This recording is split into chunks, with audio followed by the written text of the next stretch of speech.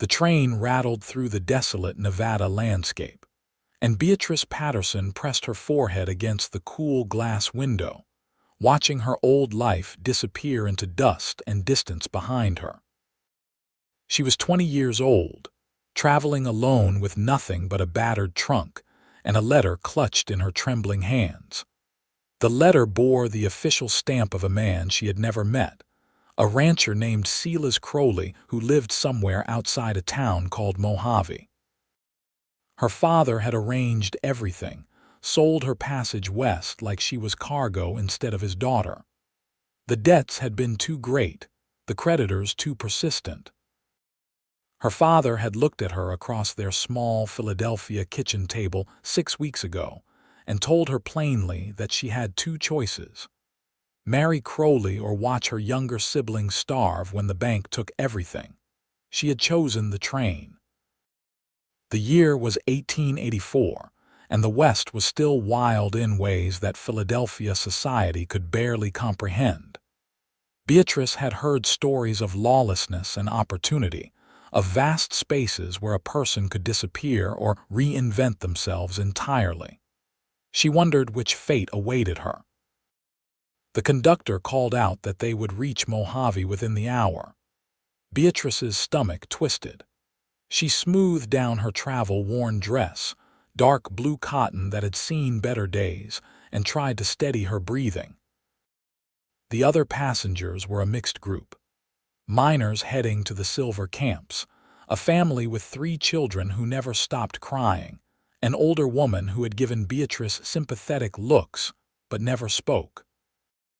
When the train finally lurched to a stop at the Mojave station, Beatrice gathered her courage along with her trunk. The platform was crowded with people, and the dry heat hit her like a physical blow. She had never experienced anything like the Nevada desert. The air seemed to steal the moisture from her lungs. She stood there, uncertain, scanning the faces for someone who might be looking for her. The letter had said Crowley would send someone to collect her. The word collect made her feel like a package, something ordered and paid for, and bile rose in her throat. "Miss Patterson." She turned to see a man approaching, but he was not the rough ranch hand she had expected. He was tall, perhaps 24 or 25, with sun-darkened skin and eyes the color of whiskey in lamplight. He wore dusty denim trousers, a leather vest over a chambray shirt, and a wide-brimmed hat that shadowed his face. A gun belt sat on his hips, worn and practical rather than showy. "I am Beatrice Patterson," she said, trying to keep her voice steady. "Yates Tanner," he said, touching the brim of his hat. "I work for the Crowley Ranch. I am supposed to bring you out there." Something in his tone made her look at him more carefully. There was no enthusiasm in his words, no warmth. If anything, he sounded reluctant. "I see," she said. "Well, I am ready whenever you are." He looked at her then, really looked at her, and she saw something shift in his expression. It was not pity exactly, but something close to it. Or perhaps understanding. He picked up her trunk without comment and led her to a wagon waiting near the station. The ride out of town was silent at first. Beatrice watched the landscape roll past, so different from anything she had ever known. The mountains in the distance looked painted against the blue sky, layers of purple and brown.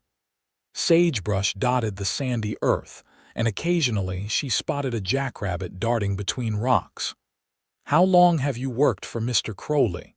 she finally asked, unable to bear the silence any longer. Yates kept his eyes on the road. 3 years. "What is he like?" Now Yates did glance at her, and she saw conflict in his face. He seemed to be weighing his words carefully. "He is a successful rancher. He owns a lot of land." "That is not what I asked." Yates was quiet for a long moment. The wagon wheels creaked over the rough road. "No, I suppose it was not." They continued in silence for another mile before Beatrice spoke again. "My father told me Mr. Crowley is looking for a wife, that he is willing to pay for passage and provide a home."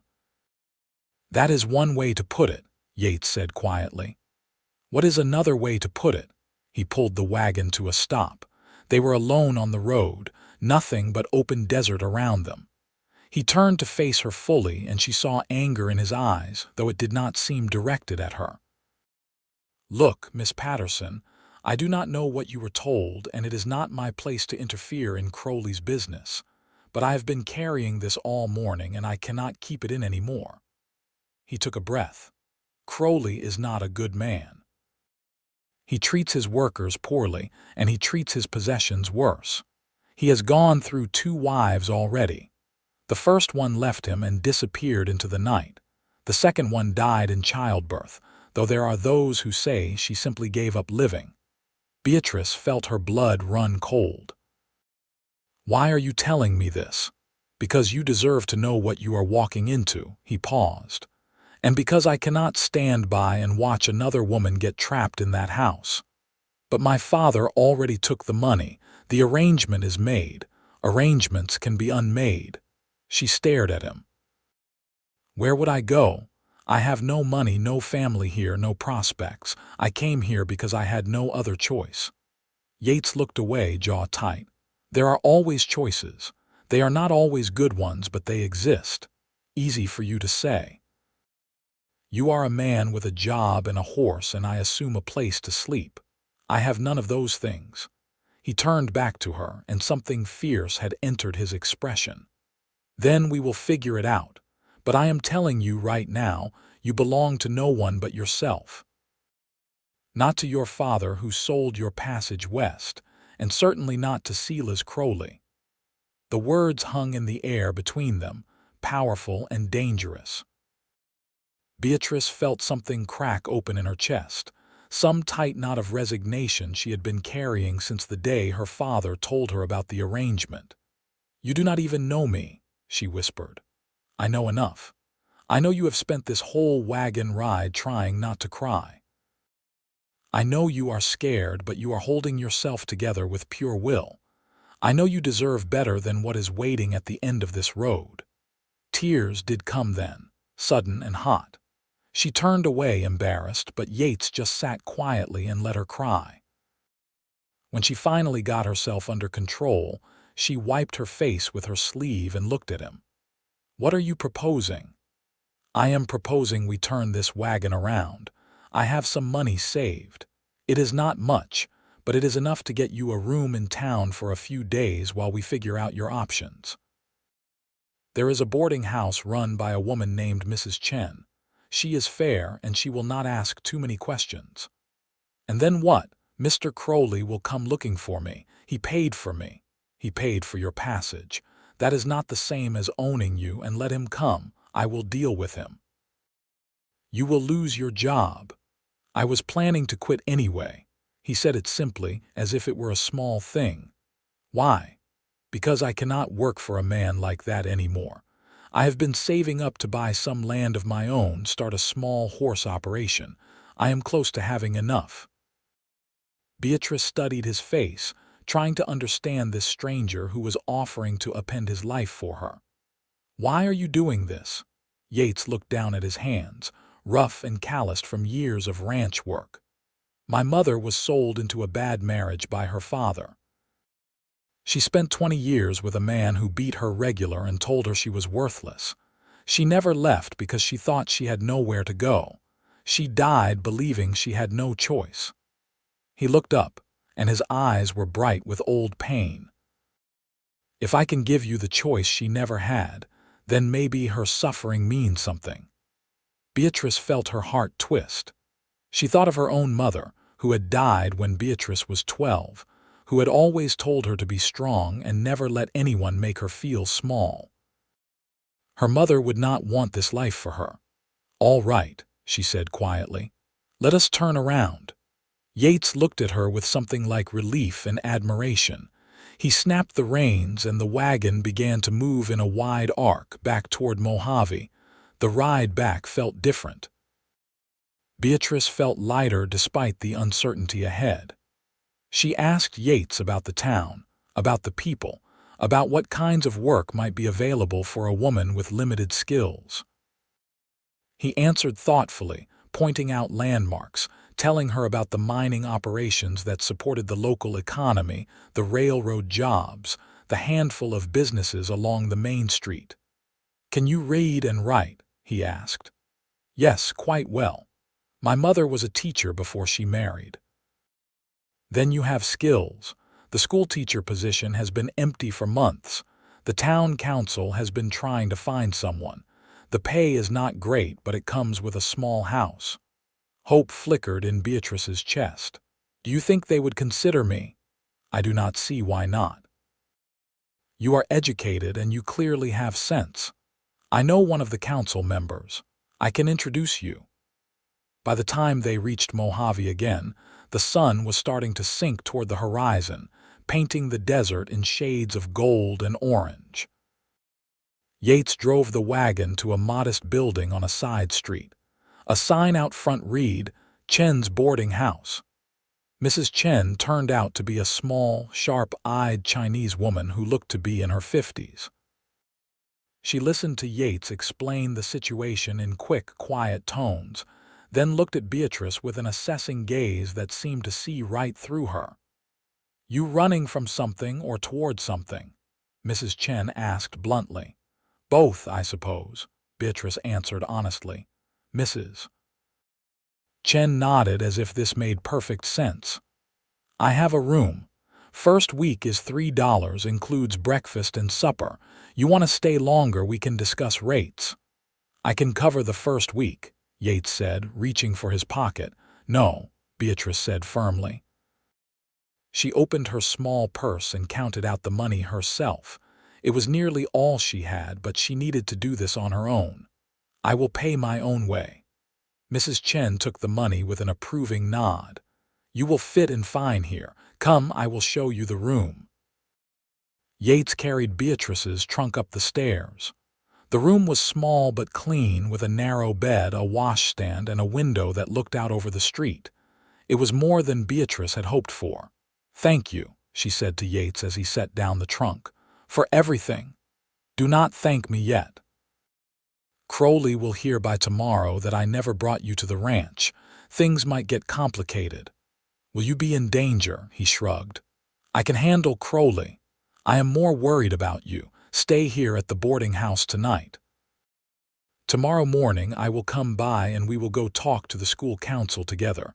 If that does not work out, we will think of something else. You keep saying we. Well, I am in it now, am I not?" He gave her a small smile, the first she had seen from him. It transformed his face, made him look younger and less careworn. After he left, Beatrice sat on the bed and tried to process everything that had happened. This morning she had been resigned to her fate, prepared to marry a stranger and make the best of a bad situation. Now she was alone in a boarding house in Nevada, her future uncertain but her own. She thought of what Yates had said, "You belong to no one but yourself." She went to sleep that night feeling something she had not felt in months. She felt free. The next morning, Beatrice washed carefully in the basin, put on her best dress, a gray cotton with small buttons down the front, and braided her dark hair neatly. Mrs. Chen served breakfast in a small dining room, eggs and bread and strong coffee. There were 2 other boarders, both minors, who nodded at her politely and kept to themselves. Yates arrived just as she finished eating. He had cleaned up too, she noticed, his hair still damp and his shirt fresh. They walked together through the morning streets of Mojave. The town was busier than Beatrice had realized, with wagons moving supplies, workers heading to the mines, women shopping at the general store. The school council met in a room above the town hall. There were 5 members, 3 men and 2 women. Yates introduced Beatrice and explained that she was newly arrived and interested in the teaching position. A stern-looking man named Horace Winthrop asked most of the questions. Where had she studied? What experience did she have? Could she handle children of all ages in one classroom? Beatrice answered as honestly as she could. She had no formal teaching certificate, but her mother had taught her well, and she had helped at a small charity school in Philadelphia for 2 years before her mother died. She loved books and learning, and she believed every child deserved an education regardless of their background. One of the women, a kind-faced person named Sarah Brennan, asked, "Why did you come to Mojave, Miss Patterson?" Beatrice hesitated. She could lie, make up a simple story. But something made her tell the truth. "My father arranged a marriage for me to a man named Silas Crowley. I came west to fulfill that arrangement, but when I learned more about the situation, I decided I could not go through with it. I am looking to make an honest living and build a life on my own terms." The council members exchanged glances. Finally, Horace Winthrop spoke. "I will be frank, Miss Patterson. Crowley has influence in this area. If you cross him, it could cause difficulties. I understand that. But I cannot marry a man I do not know and who, by all accounts, would not treat me well. Surely you can understand that." Sarah Brennan spoke up. "I can understand it perfectly. Horace, we have been without a teacher for 4 months. The children are falling behind. Miss Patterson is educated and willing. I say we give her a trial period." There was more discussion, but in the end, the council voted to offer Beatrice the position. The pay was $30 a month, and she could move into the small teacherage behind the school building within the week. She would start teaching the following Monday, giving her time to prepare. As they left the town hall, Beatrice felt dizzy with relief and fear. "I cannot believe that worked." "You were good in there," Yates said. "Honest and clear, that matters to people. What will you do now?" "I need to go out to the Crowley ranch and collect my things. Give my notice in person." "Will you be safe?" "I will be fine. Crowley is a bully, but he is not stupid. He will not do anything in broad daylight with witnesses around." Yates paused. "But just in case, I want you to have this." He pulled a small pistol from his jacket pocket, a Derringer with a pearl handle. "Do you know how to use a gun?" "No." "Then we had better have a quick lesson." They walked out past the edge of town, where the buildings gave way to open desert. Yates showed her how to load the Derringer, how to aim, how to brace for the recoil. He set up some old bottles on rocks and had her practice. The gun kicked harder than she expected, and her first 3 shots went wild. But the 4th one shattered a bottle, and the 5th one came close. "Keep it with you," Yates said. "Not because I think you will need it, but because it is better to have it and not need it than the other way around. When will I see you again?" "I will be back tomorrow. I will help you move your things to the teacherage and make sure you are settled." He rode off on his horse, heading toward the Crowley ranch, and Beatrice walked slowly back to the boarding house. She spent the afternoon reading a worn book she found in the boarding house parlor and trying not to worry about Yates. That evening, as she sat in the dining room picking at her supper, a man entered the boarding house. He was older, maybe 50, with gray hair and cold blue eyes. He wore expensive clothes, and he carried himself with the confidence of someone used to getting his way. "I am looking for Beatrice Patterson," he said loudly. Mrs. Chen appeared from the kitchen. "Who is asking?" "Silas Crowley. I have business with Miss Patterson." Beatrice's heart hammered, but she stood up and faced him. "I am Beatrice Patterson." Crowley looked her up and down in a way that made her skin crawl. "You were supposed to be delivered to my ranch yesterday." "I changed my mind about the arrangement." His expression hardened. "That is not how this works. Your father and I have a contract. He took my money." "Then you should take it up with my father. I did not sign anything. I am not bound to you. You are bound by your father's word and his debt." "I am 20 years old, Mr. Crowley. I am not property to be bought and sold. You certainly are high and mighty for a girl with nothing." His voice turned mean. "You think you can just walk away from me? In my town," Mrs. Chen stepped forward, a heavy rolling pin in her hand. "This is my house, Mr. Crowley. Miss Patterson is my tenant. You need to leave." Crowley looked at Mrs. Chen with contempt. "Stay out of this, Chen." "No. You leave now or I call the sheriff." "The sheriff works for me, maybe, but he also likes my cooking and I will make his life difficult if he ignores this." Mrs. Chen's voice was steel. "You leave. Now." For a moment, Crowley looked like he might argue, but then he turned back to Beatrice. "This is not over. You will regret making an enemy of me." He left, slamming the door behind him. Beatrice's legs felt weak and she sat down hard. "You all right?" Mrs. Chen asked. "Yes, thank you for standing up for me. That man is poison. His wives did not leave and die by accident. Everyone knows it, but no one has proof." Mrs. Chen shook her head. "You were smart to run. Now you need to be smarter and stay away from him." That night, Beatrice barely slept. Every sound made her jump and she kept the derringer under her pillow. When morning finally came, she was exhausted but relieved to have made it through the night.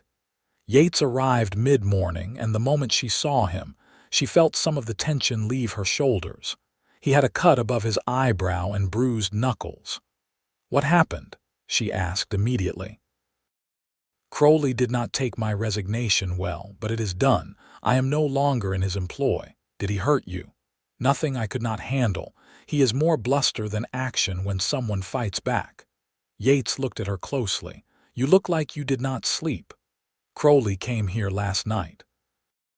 "He was angry." Yates's expression darkened. "Did he threaten you?" He tried. Mrs. Chen threw him out. "I should have been here." "You cannot be with me all the time, Yates. I need to be able to handle things myself." He nodded slowly. "You are right, but I am glad you have that gun." They spent the day preparing the teacherage. It was a simple structure, one room with a sleeping area separated by a curtain, a small stove, a table, and 2 chairs. It needed cleaning and the windows needed washing, but it had good bones. Beatrice felt a surge of pride as she scrubbed the floors and hung curtains she bought from the general store with her first advance on her salary. Yates helped with the heavy work, moving furniture and fixing a loose board on the front step. They worked well together, she realized, falling into an easy rhythm. He did not talk much, but his presence was solid and comforting.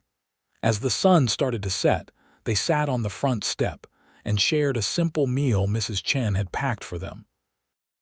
The desert evening was cooling down and the sky was turning spectacular shades of orange and pink.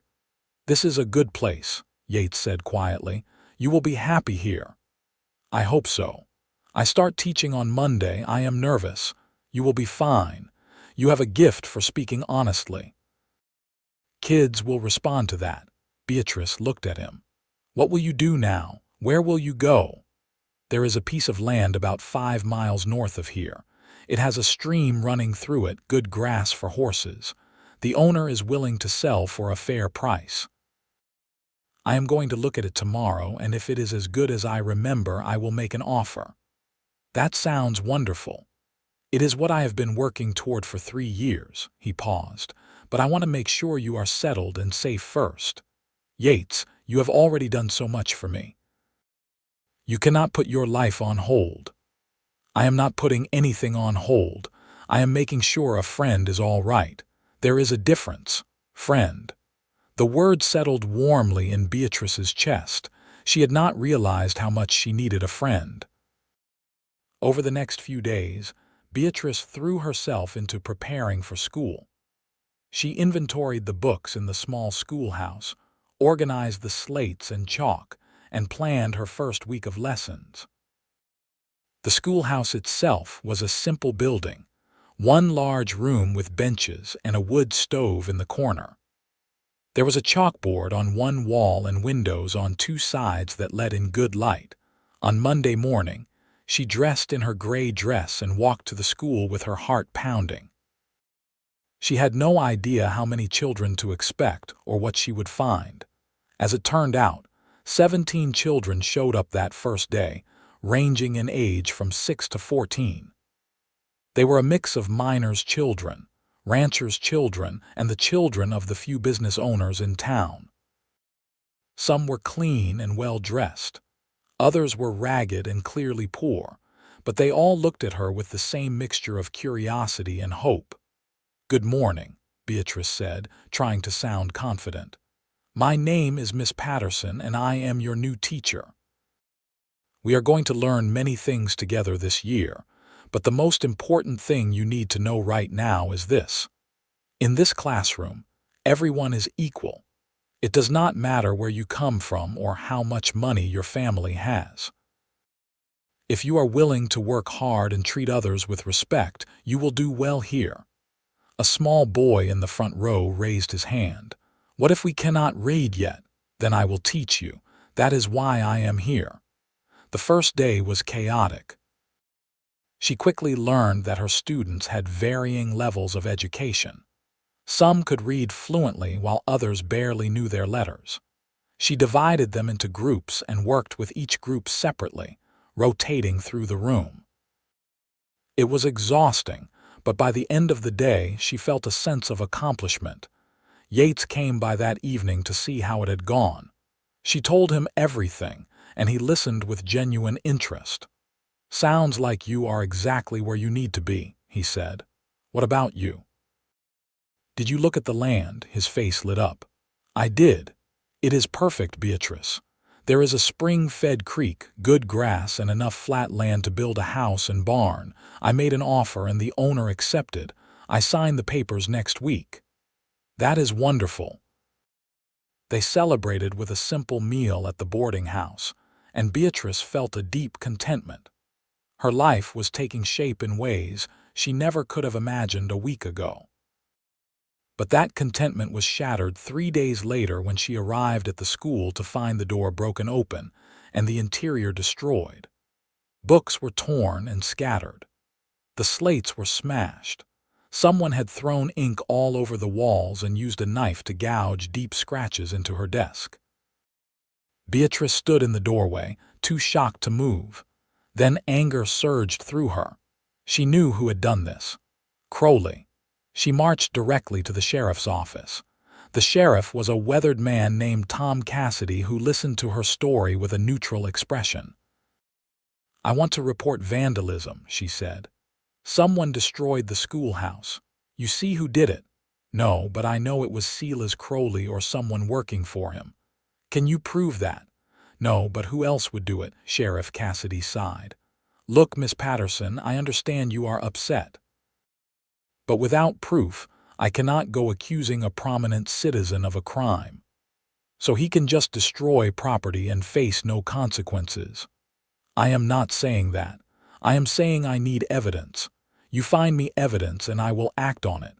Frustrated and furious, Beatrice left the sheriff's office. She went to find Yates, who was staying at the boarding house until his land deal went through. When she told him what happened, his face went dark with anger. "I will talk to Crowley," he said grimly. "The sheriff will not do anything without proof." "I am not talking about the sheriff." "Yates, do not do anything that will get you in trouble. Crowley needs to understand that he cannot do this. Please. I do not want you getting hurt or arrested because of me." He looked at her, and some of the anger faded from his expression. "You are not asking me to just let this go. I am asking you not to get yourself in trouble. There has to be another way." In the end, they decided to clean up the school together and document everything that was destroyed. Beatrice made a list and took it back to the sheriff, who promised to keep it on file. The town rallied around her in a way that surprised and touched her. Sarah Brennan organized a group of women who helped clean and repaint the school. Local families donated books to replace the ones that were destroyed. One of the miners, a man named Jack Holcomb who had a daughter in Beatrice's class, made new slates in his workshop. Within a week, the school was functional again. Beatrice was moved by the community's support, but she was also watchful. She knew Crowley had not given up. She was right. 2 weeks later, as she walked home from school one evening, a man stepped out from behind a building. He was rough-looking, clearly one of Crowley's hired hands. "Mr. Crowley wants you to know he can make your life very difficult," the man said. "You should reconsider his offer." Beatrice's hand went to her pocket where she kept the Derringer. "Tell Mr. Crowley I am not interested in anything he has to offer. You are making a mistake. That is my choice to make." The man stepped closer and Beatrice pulled out the gun. Her hand was shaking, but she pointed it steadily at him. "Do not come any closer." He looked at the gun and laughed. "You even know how to use that. I know which end the bullet comes out of. That is all I need to know." They stood there for a long moment, and then the man backed away. "You are going to regret this." He left, and Beatrice hurried back to the teacherage. She was shaking so hard she could barely get the door unlocked. Once inside, she sat on the bed and tried to calm down. There was a knock on the door, and she nearly screamed. But it was Yates's voice. "Beatrice, it is me." She opened the door, and he took one look at her face and stepped inside. "What happened?" She told him about the encounter, and his expression turned murderous. "That is it. I am going to deal with Crowley once and for all." "How?" "I am going to make him understand that you are under my protection. If he wants to get to you, he has to go through me." "Yates, that is incredibly dangerous. He has money and men. You are one person. I am one person who has nothing left to lose and everything to fight for." The intensity in his voice made Beatrice look at him more carefully. Something had shifted between them over the past weeks. What had started as a stranger's kindness had grown into something deeper. She saw him nearly every day. He helped her with projects at the school. They shared meals and conversations. She found herself looking forward to his visits, missing him when he was gone. And now, looking at him standing in her small home, ready to fight for her, she realized what had been growing in her heart. She loved him. The realization made her breath catch. It was too soon, too fast. They barely knew each other, but feelings did not always follow logic. "Yates," she said softly, "why are you doing all this for me?" He looked at her and she saw vulnerability in his eyes. "Because I care about you. Because in the short time I have known you, you have become the most important person in my life. Because when I think about my future, I cannot imagine it without you in it." Her heart was pounding. "What are you saying?" "I am saying that I am in love with you, Beatrice Patterson. I know it is fast, and I know you might not feel the same way, but I cannot keep it to myself anymore. I love you." She closed the distance between them and took his hands. "I love you too. I think I have been falling in love with you since the moment you told me I belonged to no one but myself." He pulled her into his arms and they held each other tightly. It felt like coming home.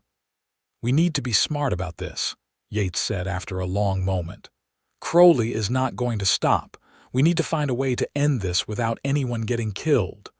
They talked late into the night, making plans.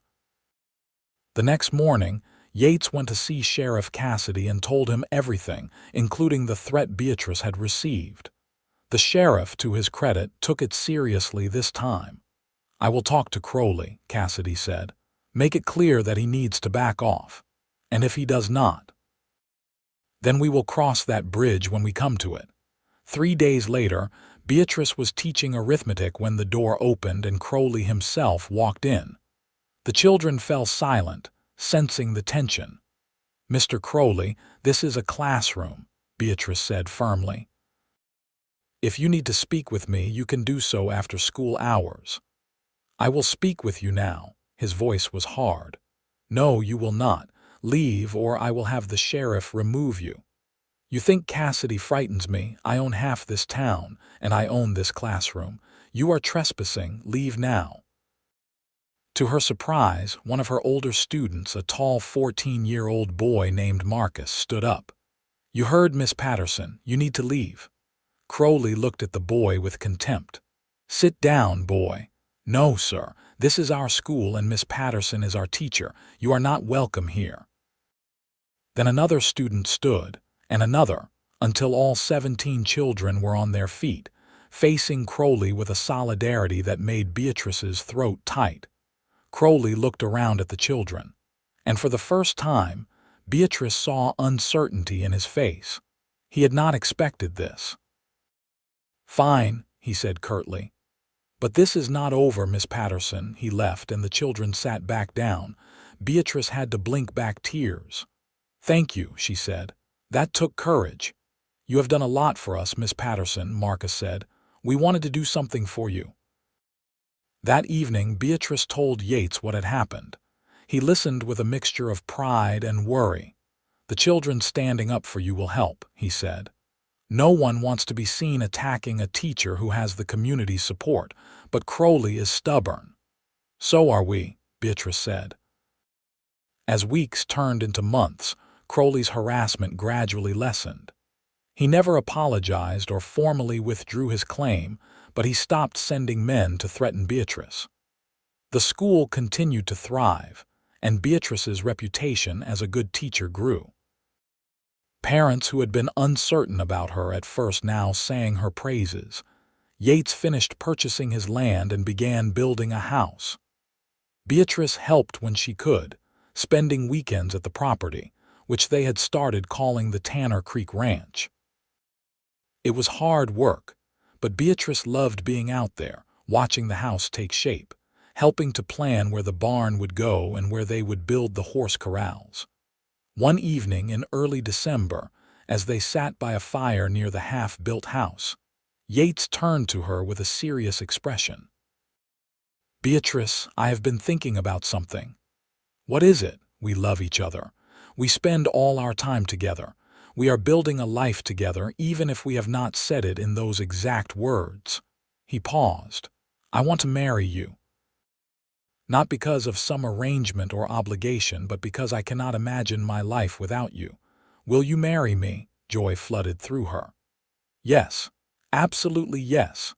He pulled her into his arms and kissed her, and the kiss was sweet and full of promise. They were married 2 weeks before Christmas in a simple ceremony at the church in Mojave. Mrs. Chen helped Beatrice make a dress from cream-colored cotton, and Sarah Brennan braided flowers into Beatrice's hair. Yates wore his best shirt and looked nervous and happy. Her students attended, along with most of the town. Even Sheriff Cassidy came, giving Beatrice a nod of approval. Crowley did not attend, but he sent a message through one of his hands. "Congratulations." It was not much, but Beatrice chose to see it as a grudging acceptance that she was beyond his reach now. The wedding celebration was held at Mrs. Chen's boarding house, and it was a joyful affair with music and dancing and more food than Beatrice had seen in months. She danced with Yates, with her students, with the miners who had helped repair the school. She felt surrounded by love and community in a way she never had back in Philadelphia.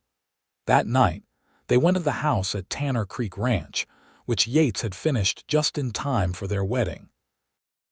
It was modest, just 3 rooms, but it was solid and warm, and it was theirs. Beatrice stood in the main room, looking at the simple furniture Yates had built, the stove that would keep them warm through the winter, the windows that looked out over their land. "It is perfect," she said. "It is ours," Yates replied, putting his arms around her from behind. "You and me, building something together." They made love for the first time that night, gentle and exploratory, learning each other with tenderness and care. Afterward, lying in their bed with Yates's arms around her, Beatrice thought about how far she had come from that train platform in Mojave. She had been so afraid then, so certain her life was over. Instead, it had been beginning. The winter passed quietly. Beatrice continued teaching, making the daily trip from the ranch into town. Yates worked on building out the ranch, acquiring his first horses, training them for sale. Money was tight, but they were happy. In the spring, Beatrice discovered she was pregnant. The realization came one morning when she was struck by sudden nausea while preparing breakfast.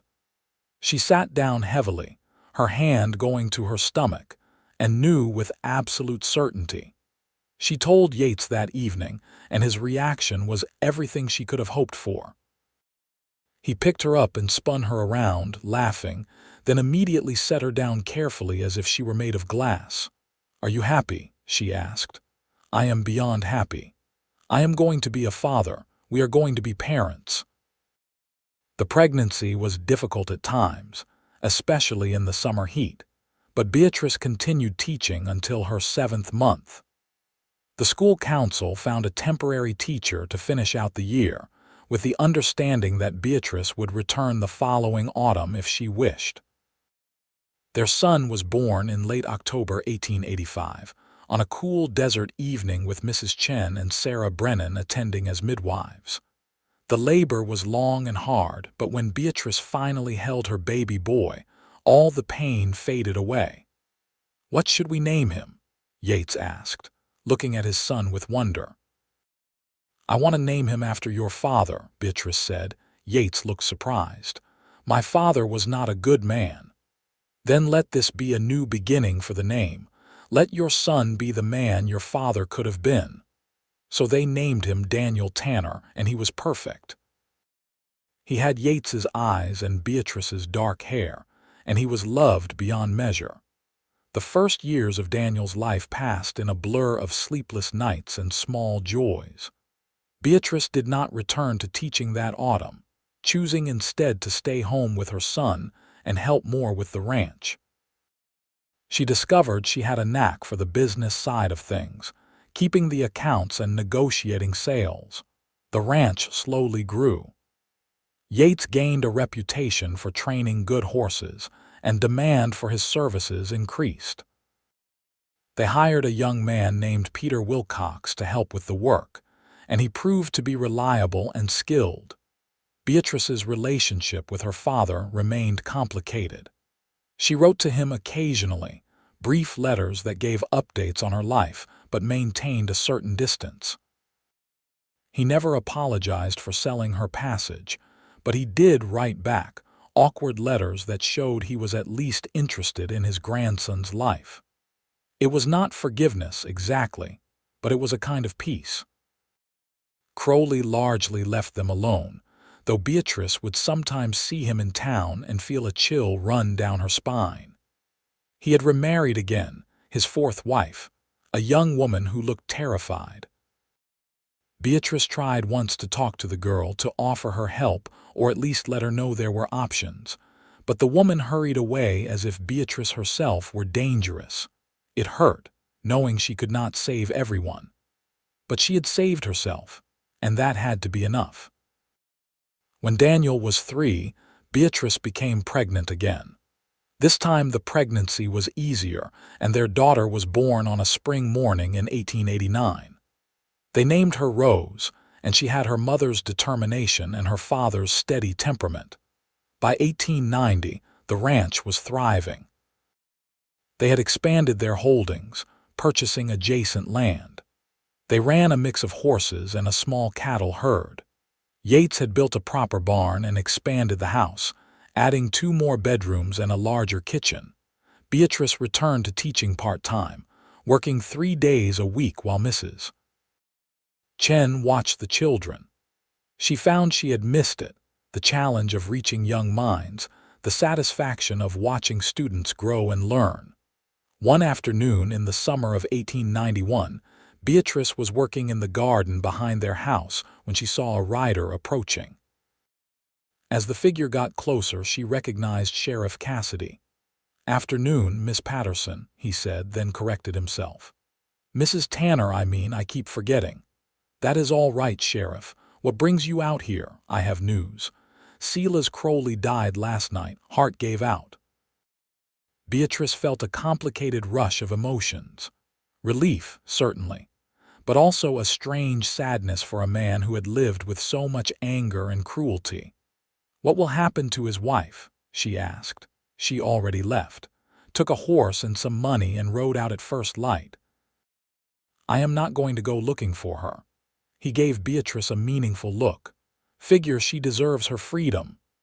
"Yes," Beatrice said, "she does, After the sheriff left, Beatrice sat in the garden for a long time thinking. Crowley's death closed a chapter of her life she had been carrying around for 7 years.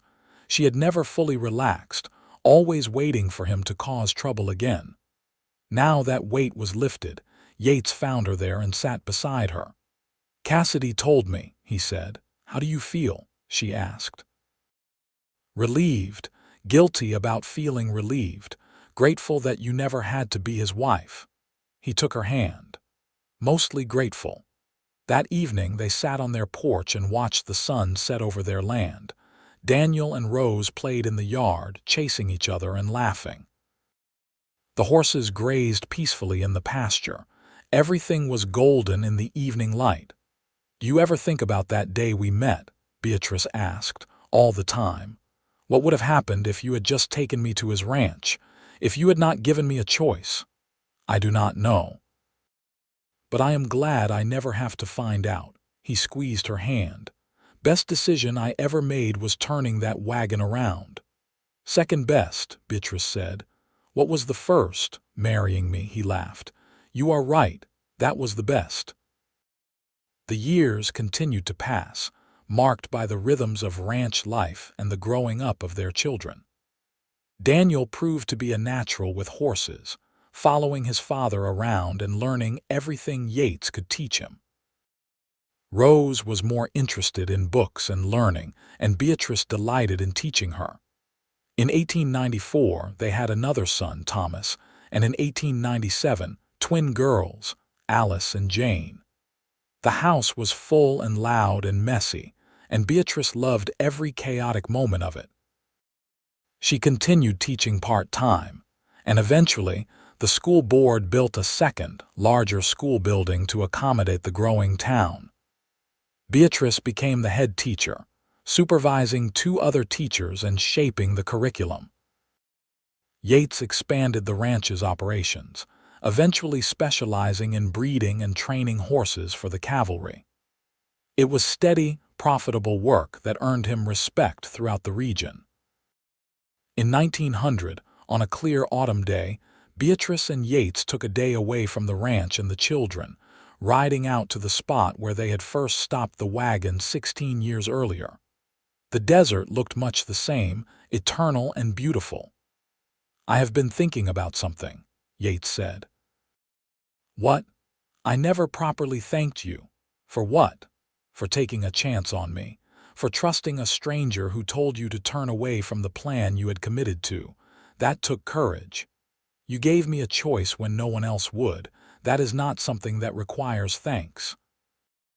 That is just being a good person. Still, you could have said no. You could have insisted I take you to Crowley's ranch, done what was expected, but you did not. You chose freedom, even though it was terrifying and uncertain." Beatrice thought about the girl she had been on that train platform, scared and resigned. She thought about everything that had happened since, the struggles and the joys, the building of a life from nothing. "I chose you," she said. "Maybe I did not know it yet that day, but looking back, I chose you. And I chose you. Every day since, I have kept choosing you. That is what love is, I think. Not the big moments, but the daily choice to stay, to work, to build something together." They sat there for a long time, holding hands, looking out over the land they loved. The sun painted the mountains in shades of purple and gold. Somewhere in the distance, a coyote called out and another answered.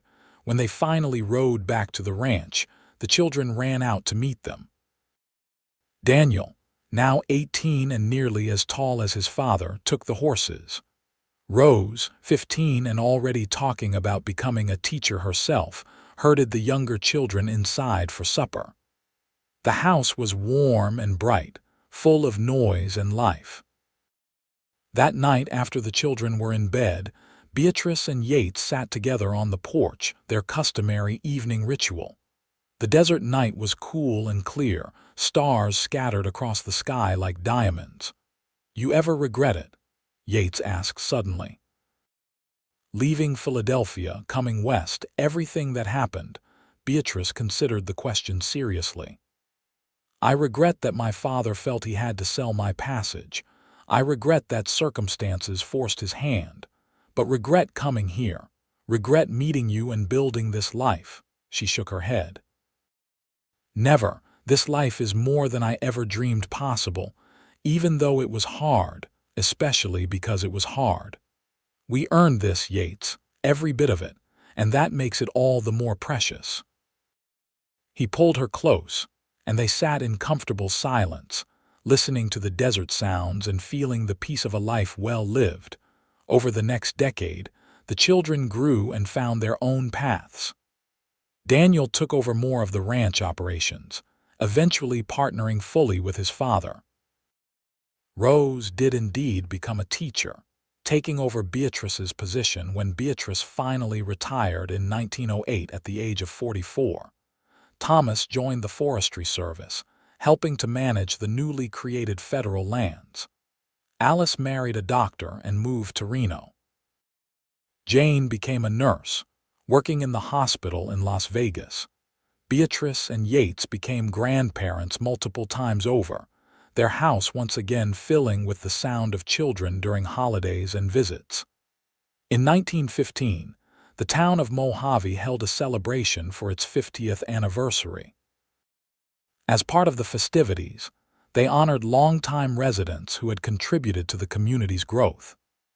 Beatrice was recognized for her 30 years of service to education, and Yates for his work building the local horse industry and training the next generation of ranchers. Standing on the platform, looking out at the crowd, Beatrice felt overwhelmed with gratitude. She saw former students, now adults with children of their own. She saw friends and neighbors who had supported her through the years. She saw her children and grandchildren, the living proof of the life she and Yates had built. And she saw Yates standing beside her, his hair now gray but his eyes still the same warm whiskey color, still looking at her with the same love and admiration he had shown that first day. After the ceremony, they walked slowly back to their wagon. Beatrice's hip had been bothering her lately, making her move more carefully. Yates had developed a limp from an old horse training injury that acted up in cold weather.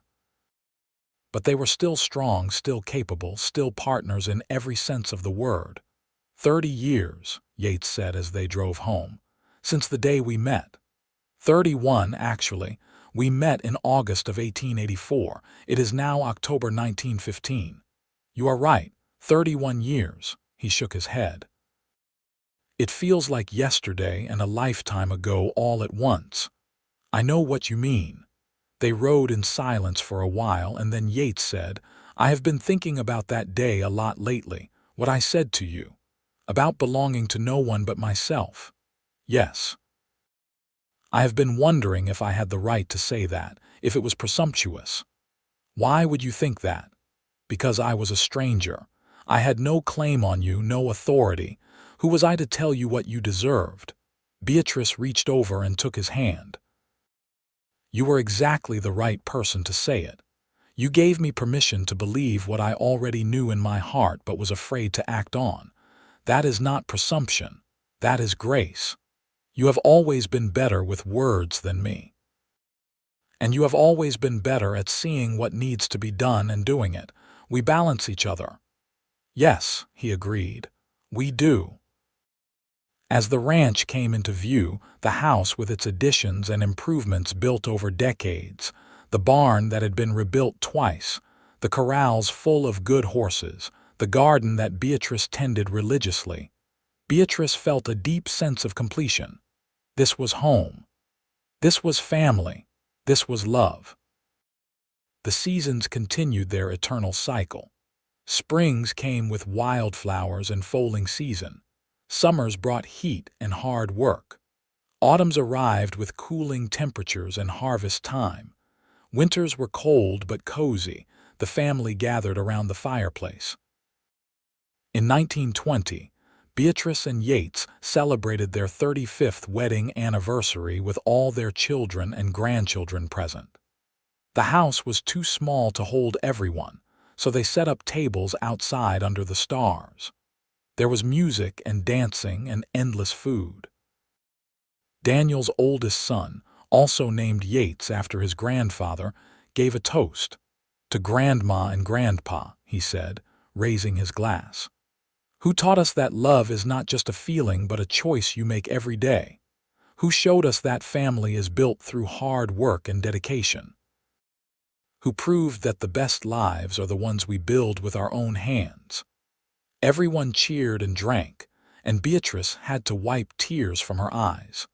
Later, when the party had wound down and most of the family had gone home or to bed, Beatrice and Yates took one more walk around their property. They moved slowly, arm in arm, looking at everything they had created. "We did good, did we not?" Yates said. "We did very good. No regrets, not a single one." They stood together in the desert night, two people who had found each other against all odds and built something beautiful. The stars wheeled overhead, eternal and unchanging. The horses nickered softly in the barn. The house behind them glowed with warm light. "I love you," Yates said. "I have loved you since the moment you agreed to turn that wagon around. And I love you. I will love you until my last breath and beyond." They stood there for a long time, holding each other, two souls perfectly matched. The years that followed were gentler. Beatrice and Yates gradually stepped back from the daily operations of the ranch, letting Daniel and his sons take over.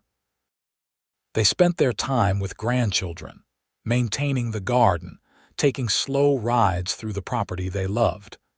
Beatrice continued to volunteer at the school occasionally, reading to the younger children and helping with literacy programs.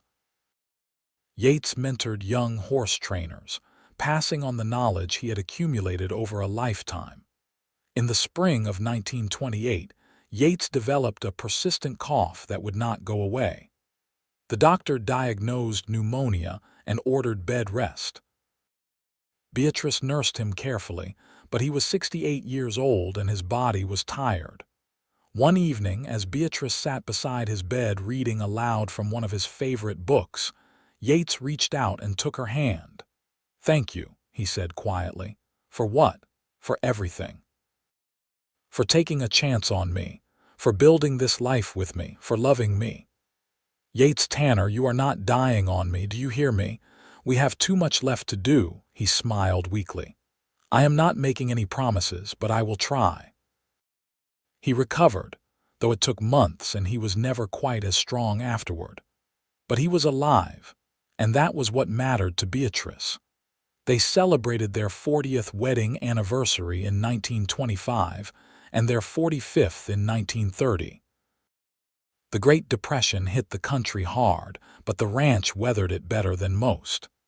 They produced their own food, and there was always demand for horses. Beatrice celebrated her 70th birthday in 1934, surrounded by children, grandchildren, and great-grandchildren. She looked around at the gathered family and felt a profound sense of accomplishment. All of this had started with one choice, one moment of courage on a wagon road outside Mojave. Yates turned 74 that same year, moving slower but still sharp, still present, still the man she loved. They spent their final years in quiet contentment, watching the ranch continue under Daniel's capable management, enjoying visits from their large and loving family, sitting together on the porch and watching the desert sunsets that never got old. Beatrice died peacefully in her sleep in 1939 at the age of 75.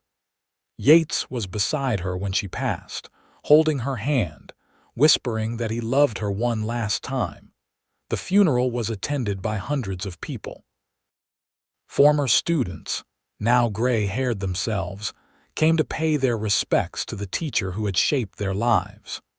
Ranchers and townspeople came to honor the woman who had helped build their community. Her children and grandchildren and great-grandchildren gathered to mourn the matriarch they had all adored. She was buried on a hill overlooking the ranch in a spot she had picked out years before. The headstone was simple. Beatrice Patterson Tanner, 1864–1939, beloved wife, mother, and teacher.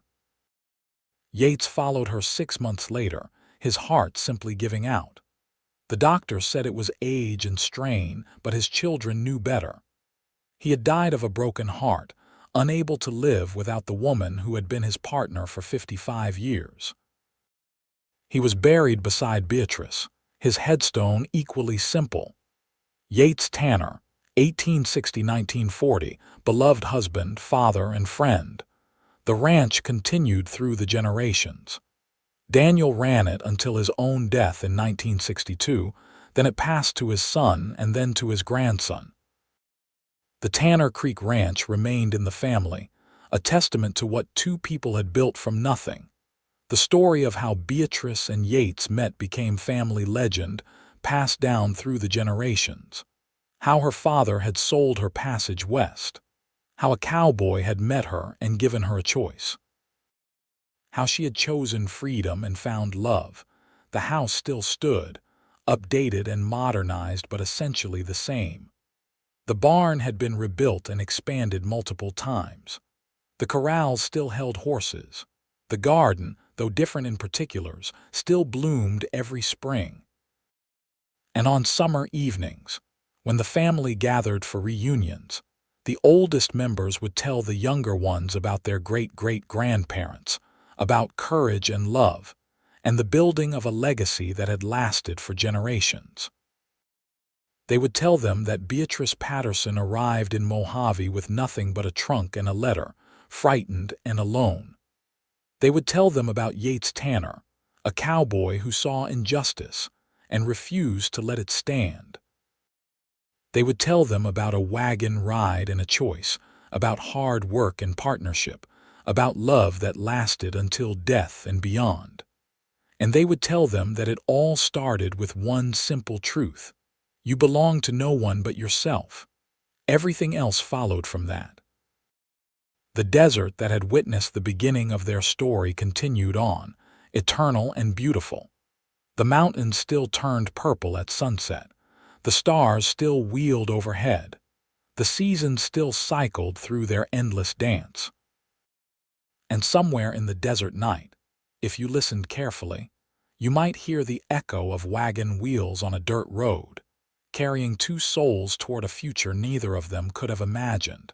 But both of them would build with love, courage, and unwavering dedication to each other. That was the legacy of Beatrice and Yates Tanner. Not just the ranch, not just the children and grandchildren, but the proof that one moment of courage, one choice to claim your own life, could ripple forward through time, affecting generations, creating beauty and love and possibility where before there had been only resignation and fear. Their story was over, but its effects would last forever, a testament to the power of love and the importance of freedom, played out against the wild and beautiful backdrop of the American West.